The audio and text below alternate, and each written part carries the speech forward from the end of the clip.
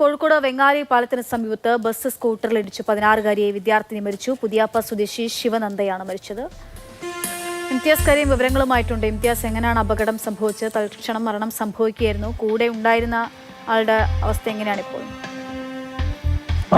അക്ഷയ, ഇന്ന് വൈകിട്ടാണ് കോഴിക്കോട് വെങ്ങാലി പാലത്തിന് സമീപം ഇങ്ങനെയൊരു അപകടം ഉണ്ടായത്. ബസ് സ്കൂട്ടറിൽ ഇടിക്കുകയായിരുന്നു. അതിൽ പുതിയാപ്പ സ്വദേശിയായിട്ടുള്ള 16 വയസ്സുള്ള ശിവനന്ദ എന്ന കുട്ടി മരിച്ചിട്ടുണ്ട്.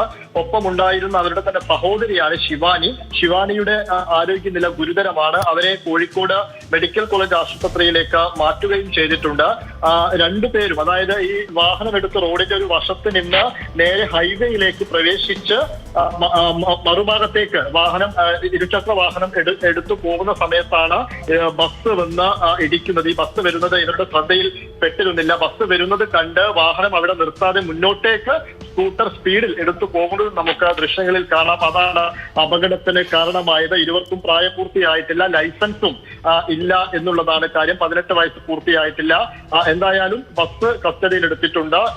ഇവരുടെ സഹോദരി ശിവാനിയുടെ നില ഗുരുതരമായി തന്നെ തുടരുകയാണ്. അക്ഷയ. ശരി, ഇംതിയാസ് കരീമാണ് വിവരങ്ങൾ നൽകുന്നത്.